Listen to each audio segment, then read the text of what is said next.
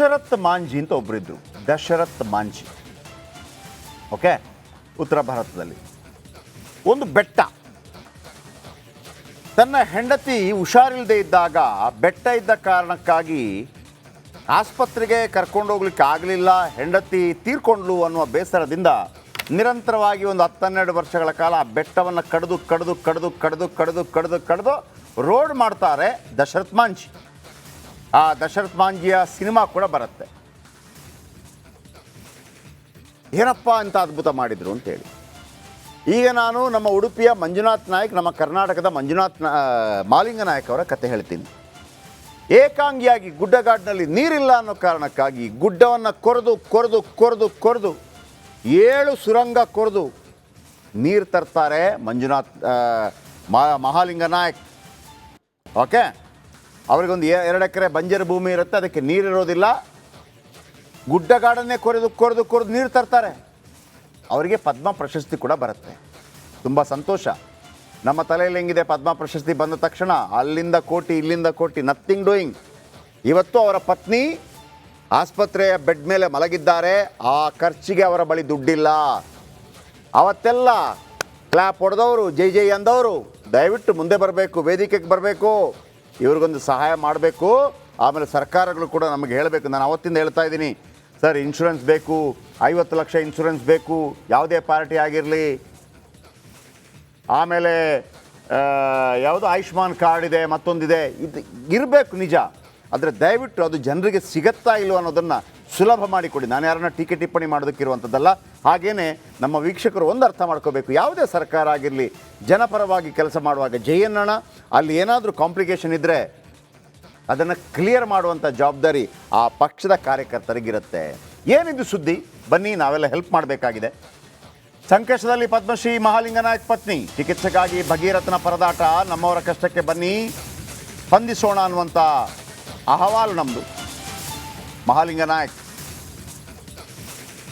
ನಾಯಕ್ 7 ಸುರಂಗಗಳನ್ನು ಕೊರೆದು ಗುಡ್ಡಗಾಡಿನಲ್ಲಿ ಏಕಾಂಗಿಯಾಗಿ ಒಬ್ಬನೇ ನಿರಂತರ ಎಷ್ಟು ವರ್ಷ ನೀರಿಲ್ಲದ ಇಳಿಜಾರು ಬೋಳುಗುಡ್ಡದಲ್ಲಿ ಕೃಷಿ ತೋಟ ಮಾಡ್ತಾರೆ.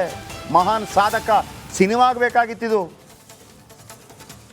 ದಶರಥ ಮಾಂಜಿ ತನ್ನ ಹೆಂಡತಿಗಾಗಿ ಒಂದು ರೋಡ್ ಮಾಡ್ತಾರೆ. ಇವರು ತನ್ನ ತೋಟದ ನೀರಿಗಾಗಿ ಏಕಾಂಗಿ ಹೋರಾಟ ಮಾಡ್ತಾರೆ. ಇಬ್ಬರ ಹೋರಾಟ ಒಂದೇ. ಪದ್ಮಶ್ರೀ ಪ್ರಶಸ್ತಿ ಬಂತು, ಓಕೆ ಫೈನ್ ಗುಡ್. ಪದ್ಮಶ್ರೀ ಪ್ರಶಸ್ತಿ ನಿಮಗೆ ಟೋಲ್ ಫ್ರೀ ಆಗುತ್ತೆ ಅಷ್ಟೇ, ಬೇರೆ ಏನು. ಅದೊಂದು ಗೌರವ. ಆ ಗೌರವವನ್ನು ಗೌರವಿಸಲೇಬೇಕಾದ್ರೆ 2 ಮಾತಿಲ್ಲ. ಆದರೆ ತನ್ನ ಹೆಂಡತಿಯ ಜೀವಕ್ಕಾಗದ ಗೌರವ ಈಗ ನಾವು ಮಾಡಬೇಕಾಗಿರೋದು, ಯಾರೆಲ್ಲ ಹಾಡಿ ಹೊಗಳಿದ್ರೋ ಸ್ವಲ್ಪ ದುಡ್ಡು ಹಾಕಿದರೆ ಅವರ ಪತ್ನಿ ಬದುಕೊಂಡ್ಬಿಡ್ತಾರೆ. ಮುಖ್ಯಮಂತ್ರಿ ಆದಿಯಾಗಿ, ಪ್ರಧಾನಮಂತ್ರಿ ಆದಿಯಾಗಿ, MP ಆದಿಯಾಗಿ ಎಲ್ಲ ಯಾರೆಲ್ಲ ಇದ್ದೀರಿ ನೀವು ದೊಡ್ಡ ದೊಡ್ಡ ವ್ಯಕ್ತಿಗಳು, ದಯವಿಟ್ಟು ಅವರ ನಂಬರ್ ಕೂಡ ಸ್ಕ್ಯಾನ್ ಮಾಡಿ ಹಾಕ್ತೀನಿ. ನಾನು ಆರಂಭದಲ್ಲಿ ಹಾಕ್ಬಿಡ್ತೀನಿ, ಬೇಕಿದ್ರೆ ತೊಂದರೆ ಇಲ್ಲ. ಬನ್ನಿ ಅವರ ಸ್ಟೋರಿ ನಿಮ್ಗೆ ಹೇಳ್ತಾ ಹೋಗ್ತೀನಿ. ಏನು ಆತ ಆಧುನಿಕ ಭಗೀರಥ. ನಮಗೆ ಪುರಾಣಗಳಲ್ಲಿ ಪರಮೇಶ್ವರ ಗಂಗೆಯನ್ನು ದೇವಲೋಕದಿಂದ ಭೂಲೋಕಕ್ಕೆ ತಂದ. ಆ ಗಂಗೆ ಹರಿಯುವಂಥ ಫೋರ್ಸ್ಗೆ, ಮೇಲಿಂದ ಬೀಳುವ ಫೋರ್ಸ್ಗೆ ಅದನ್ನು ತಡೆಯೋರು ಯಾರು ಅಂತ ಹೇಳಿದಾಗ ಪರಶಿವನೇ ತನ್ನ ಜಡೆಯನ್ನು ಬಿಟ್ಟು ಆ ನೀರು ತಲೆಗೆ ಬೀಳುವಾಗೆ ಮಾಡಿ ಅದನ್ನು ಕಟ್ಟಿದ ತಲೆಯಲ್ಲಿ. ಅದು ಗಂಗೆಯಾಗಿ ಹರಿಯುತ್ತಾ ಇದ್ದಾಳೆ ಅನ್ನುವಂಥ ಒಂದು ನಂಬಿಕೆ ಪುರಾಣ ಪ್ರಕಾರ. ಈ ಭಗೀರಥ ತನ್ನ 2 ಎಕರೆ ಜಾಗಕ್ಕೆ ನೀರಿಲ್ಲದೆ ಇದ್ದಾಗ ಗುಡ್ಡಗಾಡನ್ನೇ ಕೊರೆದು 7 ಸುರಂಗ ಮಾಡಿ ನೀರು ತರ್ತಾನೆ. ಅವರಿಗೆ ಪದ್ಮಶ್ರೀ ಅವಾರ್ಡ್ ಸಿಗತ್ತೆ. ಇವತ್ತು ನಾನು ಅವರನ್ನು ಪ್ರಶಂಸಿಸಬೇಕೋ, ಅವರ ಕೈಯಲ್ಲಿ ದುಡ್ಡಿಲ್ಲ ಏನಪ್ಪ ಗತಿ ಅಂತ ಹೇಳಬೇಕೋ? ನಾನು ಬರ್ತಾ ಇರೋದು ಅವರ ಪತ್ನಿಗೆ ಚಿಕಿತ್ಸೆಗೆ ದುಡ್ಡಿಲ್ಲ. ಬನ್ನಿ ಈ ಸ್ಟೋರಿ ನೋಡಿ, ಆಮೇಲೆ ನಾವೆಲ್ಲರೂ ಒಂದು ಸಹಾಯ ಮಾಡುವಂಥ ಒಂದು ಕಾರ್ಯಕ್ಕೆ ಕೈ ಜೋಡಿಸೋಣ. ಬನ್ನಿ ಸ್ಟೋರಿ ನೋಡಿ.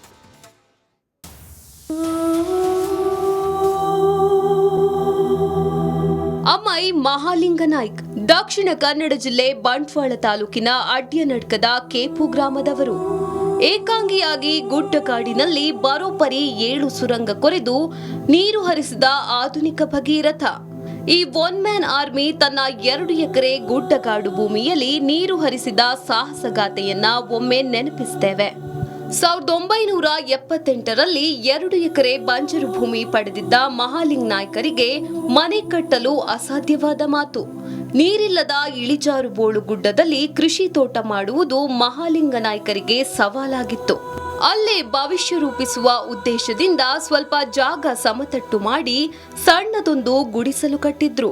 ಕುಡಿಯುವ ನೀರಿಗಾಗಿ ಪಕ್ಕದ ಮನೆಯವರನ್ನ ಆಶ್ರಯಿಸಿದ್ದ ಮಹಾಲಿಂಗ ನಾಯ್ಕರಿಗೆ ಬಾವಿ ತೋಡಿಸಲು ಕೈಯಲ್ಲಿ ದುಡ್ಡಿರಲಿಲ್ಲ. ಬಾವಿ ತೋಡಿದ್ರೆ ನೀರು ದೊರೆಯುವ ಸಾಧ್ಯತೆಯೂ ಇರಲಿಲ್ಲ. ಏಕಾಂಗಿಯಾಗಿ ಬಾವಿ ತೋಡುವುದು ಅಸಾಧ್ಯವಾದ ಮಾತಾಗಿತ್ತು. ಆಗ ಅವರಿಗೆ ಹೊಳೆದದ್ದೇ ಸುರಂಗ ಕೊರೆತ. ಅರ್ಧ ದಿನ ಕೂಲಿ ಕೆಲಸ, ಉಳಿದರ್ಧ ದಿನ ಮತ್ತು ರಾತ್ರಿ ಹೊತ್ತು ಸುರಂಗ ಕೊರೆಯುವ ಮೂಲಕ ಜೀವಜಲ ಹುಡುಕುವ ಭಗೀರಥ ಪ್ರಯತ್ನ ಶುರುವಾಗಿತ್ತು. ಮಹಾಲಿಂಗ ನಾಯ್ಕರು ಮೊದಲು 30 ಮೀಟರ್ ಉದ್ದದ ಸುರಂಗ ಕೊರೆದರೂ ನೀರು ಸಿಗಲಿಲ್ಲ. ಇದರಿಂದ ನಿರಾಸೆಯಾಗದ ಅವರು ಮತ್ತೆ ಪ್ರಯತ್ನ ಮುಂದುವರಿಸಿ ಸೀಮೆಎಣ್ಣೆ, ತೆಂಗಿನೆಣ್ಣೆ ದೀಪದ ಬೆಳಕಿನಲ್ಲಿ ಪ್ರತಿ ವರ್ಷ ತಲಾ ಒಂದರಂತೆ 25ರಿಂದ 30 ಮೀಟರ್ ಉದ್ದದ ಸತತ 5 ಸುರಂಗಗಳನ್ನು ಕೊರೆದ್ರು. ಆದರೆ ಅವರ ಪ್ರಯತ್ನಕ್ಕೆ ಫಲ ದೊರೆಯಲಿಲ್ಲ. ಅವರ ಪ್ರಯತ್ನವನ್ನು ನೋಡಿ ಹಲವರು ಗೇಲಿ ಮಾಡಿದ್ರು. ಯಾರು ಏನೇ ಹೇಳಿದ್ರು ತನ್ನ ಭಗೀರಥ ಪ್ರಯತ್ನವನ್ನು ನಿಲ್ಲಿಸದೆ ಮುಂದುವರಿಸಿದ ಮಹಾಲಿಂಗ ನಾಯ್ಕರಿಗೆ 6ನೇ ಪ್ರಯತ್ನ ಫಲ ನೀಡಿತು. ಆ ಪ್ರಯತ್ನದಲ್ಲಿ ನೀರು ಕಾಣಿಸಿತು.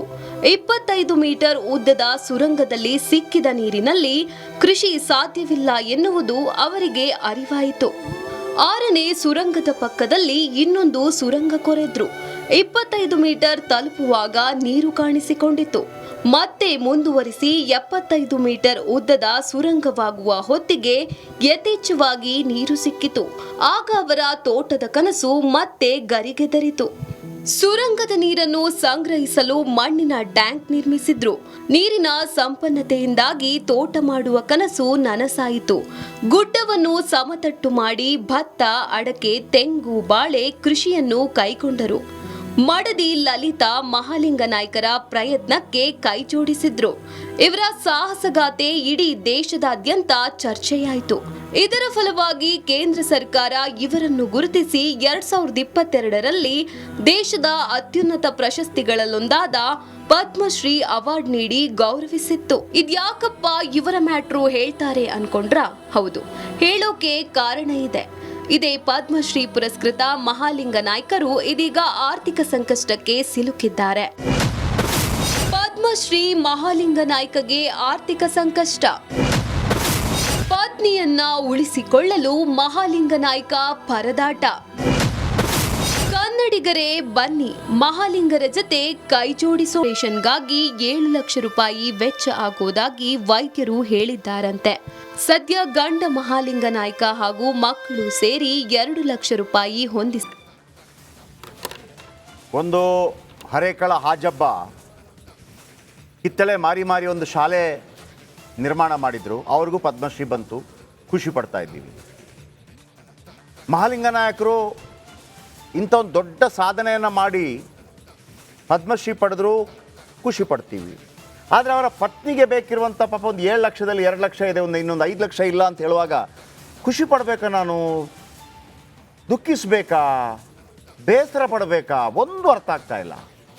ನಾನು ಅದೇ ಮೊನ್ನೆಯಿಂದ ನಾನು ಹೇಳ್ತಾ ಇದ್ದೆ, ಎಲ್ಲ ಪಾರ್ಟಿಗಳು ದಯವಿಟ್ಟಪ್ಪ ಒಂದು ಇನ್ಶೂರೆನ್ಸ್ ಮಾಡಿಸಿ ಪ್ರತಿಯೊಬ್ಬರಿಗೂ ಕೂಡ ಒಂದು 25 ಲಕ್ಷದಿಂದ.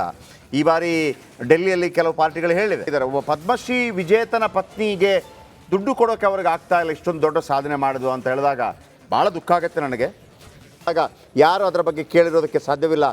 ಹಾಗಾಗಿ ನಾನು ಯಾವತ್ತೂ ಕೂಡ ಮಾತಾಡುವಾಗ ಹೇಳ್ತಾ ಇರ್ತೀನಿ, ನನ್ನ ಪಕ್ಷ ಅನ್ನೋ ರೀತಿಯಲ್ಲಿ ನೋಡಬೇಡಿ.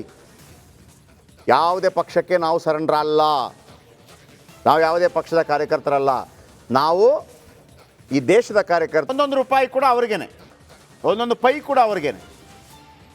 ಎಷ್ಟೆಷ್ಟೋ ಯಾವ್ಯಾವುದಕ್ಕೆಲ್ಲೋ ನಾವು ಆಮೇಲೆ ಏನೋ ಇಂಥ ಫಂಡ್ ಎಲ್ಲ ಬರುತ್ತಲ್ಲ ದೊಡ್ಡ ದೊಡ್ಡ ಕಂಪನಿಗಳು, ದಯವಿಟ್ಟು ಒಂದು 5 ಲಕ್ಷ ಅಲ್ಲಿ ಹಾಕಿಬಿಟ್ರೆ ಮುಗಿದೋಯ್ತಪ್ಪ.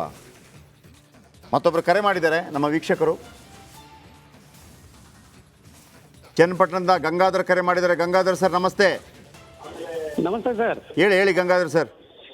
ಶೆಟ್ರೆ ನಮಸ್ತೆ, ಹೇಗಿದ್ದೀರಿ? ಚೆನ್ನಾಗಿದ್ದೀನಿ ಗಂಗಾಧರ್ ಅವರೇ. One of big fan. Thank you sir. So ನನಗೆ ಬಹಳ ನೋವಾಗ್ತಿದೆ. ಹೌದು ಸರ್. ಈಗ ನನ್ನ ಕಡೆಯಿಂದ ನಾನೊಂದು 10,000 ರೂಪೀಸ್ ನನಗೆ ಕೊಡ್ತೀನಿ. ಥ್ಯಾಂಕ್ ಯು ಸರ್, ಒಳ್ಳೇದಾಗಲಿ ಸರ್. ಗಂಗಾಧರ್ ಅವರು ಚನ್ನಪಟ್ಟಣದಿಂದ 10,000 ರೂಪಾಯಿ ಒಂದು ಬ್ರೇಕಿಂಗ್ ಪಾಯಿಂಟ್ ಹಾಕಿ ಅದನ್ನು 7 ಲಕ್ಷ ಬೇಕಾಗಿದೆ, 2 ಲಕ್ಷ ಏನೋ ಆ ಕಡೆ ಈ ಕಡೆ ಮಾಡಿದ್ದಾರೆ. ಗಂಗಾಧರನವರು ಕರೆ ಮಾಡಿದರು, ಚನ್ನಪಟ್ಟಣದ ಅವ್ರು ಹೇಳಿದ್ರು 10,000 ಹಾಕ್ತೀನಿ ಅಂತೇಳಿ. ದಯವಿಟ್ಟು ಆ ದಕ್ಷಿಣ ಕನ್ನಡ ಭಾಗದವರು ದಯವಿಟ್ಟು ಬರಬೇಕು ಆ ಭಾಗಕ್ಕೆ. ಆಮೇಲೆ ನರೇಂದ್ರ ಮೋದಿ ಅವರಿಗೆ, ಪ್ರಧಾನಮಂತ್ರಿಗಳಿಗೆ, ಮುಖ್ಯಮಂತ್ರಿಗಳಿಗೆ, DCMಗೆ ಎಲ್ಲರಿಗೆ ಟ್ವೀಟ್ ಮಾಡುವಂಥ ಕೆಲಸವನ್ನು ನಾವು ಮಾಡ್ತೀವಿ ಕೂಡ. ಅಲ್ಲಿಂದಲೇ ನೀವು ಸ್ಕ್ಯಾನ್ ಮಾಡಿದರೂ ಕೂಡ ಹೋಗುತ್ತೆ, ತುಂಬ ಕಷ್ಟಪಡಬೇಕಾಗಿಲ್ಲ. ಇದು ನಮ್ಮ ಕರ್ನಾಟಕದ ಅಸ್ಮಿತೆಯ ಪ್ರಶ್ನೆ. ಇದು ಮತ್ತೊಬ್ಬರು ಕರೆ ಮಾಡಿದ್ದಾರೆ,